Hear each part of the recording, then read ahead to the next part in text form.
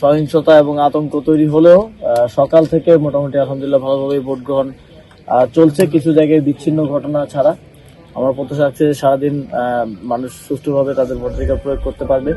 আমি এই ঢাকা 10 আসনের ভোটার হিসেবে ভোট দিলাম, যেহেতু এবার আরো 2টি ব্যালট এবং সকালবেলা এখানে ভোটারের পরিমাণটাও একটু কম হলেও খুবই সুষ্ঠু পরিবেশে নির্বাচন অনুষ্ঠিত হচ্ছে। এবং আমি ভোটার ছিলাম আগে 2টা নির্বাচনে, কিন্তু ভোট দিতে পারিনি। এবারই প্রথম ভোট দিতে পারলাম এবং এটা মনে হয় আমাদের মতো আরো প্রায় 4 কোটি তরুণ ভোটারদের জন্য প্রথম ভোট দেওয়ার অভিজ্ঞতা।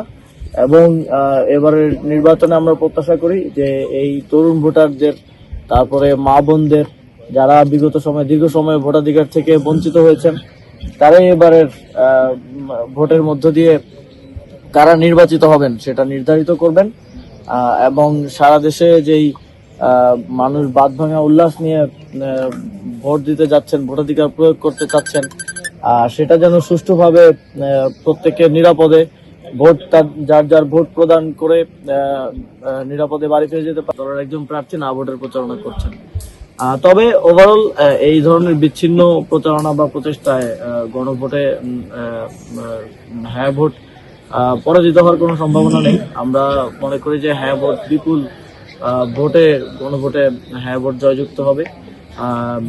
এবং সারা দেশে এখন পর্যন্ত ভোট গ্রহণ শুরু হওয়া থেকে এখন পর্যন্ত কয়েকটা জায়গায় বিচ্ছিন্ন কয়েকটা ঘটনা ছাড়া এখন পর্যন্ত ভোট সুষ্ঠুভাবে ভোট গ্রহণ চলছে। আমরা এটা অবজার্ভ করছি, আমরা এটা অবজার্ভ করব ভোট গ্রহণের সময় শেষ হওয়া পর্যন্ত। এবং সময় সময় আমরা আমাদের যে আপডেট আমাদের নির্বাচন পরিচালনা কমিটি, আমরা আমাদের পার্টি অফিস থেকে সংবাদ সম্মেলনের মাধ্যমে আপনাদেরকে জানাবো। কিছু আসনে একেবারে দলমত নির্বিশেষে কোনো ভোটারদেরকে কিছু কেন্দ্রে যেতে দিচ্ছে না, কারণ তাদের একটা ভয় হচ্ছে যদি ভোটাররা কেন্দ্রে যায় তাহলে সেখানে সাপ্লাইগুলির বিজয় হবে। সেই কারণে কোনো ভোটারদেরকে কেন্দ্রে যেতে দিচ্ছে না। এটা খুবই লজ্জাজনক এবং সেক্ষেত্রে প্রশাসনের ভূমিকা খুব একটা আশানুরূপ নয়। আমরা প্রশাসনকে আহ্বান জানাতে চাই যে ভোটারদের ভোটাধিকার নিশ্চিত করার জন্য সে যে দলই ভোট দিক, আমরা এর আগেও বলেছি, কেউ ধানের শেষে ভোট দিলেও আমরা আমাদের নেতা কর্মীদেরকে বলেছি যে সেই যাতে নিরাপদে তার ভোটটা দিয়ে যেতে পারে, এটা নিশ্চিত করা আমাদের দায়িত্ব। ফলে প্রশাসন এবং সংশ্লিষ্ট সবাই এই ক্ষেত্রে তাদের দায়িত্বটা পালন করবে এবং কোনো নাগরিক যেন ভোটাধিকার প্রয়োগ থেকে বঞ্চিত না হয় সেটা নিশ্চিত করবে। আমাদের কয়েকটি জায়গায় পোলিং এজেন্টদেরকে কিছু কিছু কেন্দ্রে ভোট কেন্দ্রে প্রবেশ করতে দেওয়া হয়নি, যেমন আমি হাতিয়ার কথাটা বললাম। এবং আরো কিছু জায়গায় আমাদের কাছে ইনফরমেশনগুলো আসছে, আমরা একসাথে এগুলো আমাদের 2টা সংবাদ সম্মেলন আছে পার্টি অফিসে, সেখানে আপনাদের সামনে তুলে ধরবো।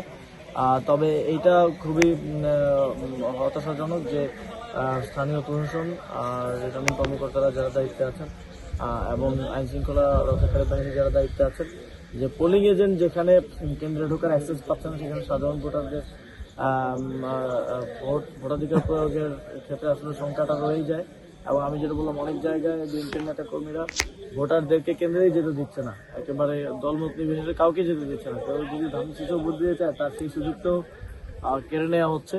তো আমরা দেখেছি যে বিএনপি বিগত সময়ে গণতন্ত্রের জন্য তারা আন্দোলন করেছে, তারা ভোটাধিকার বঞ্চিত হয়েছে, তারা নির্বাচনে পার্টিসিপেট করতে পারেনি।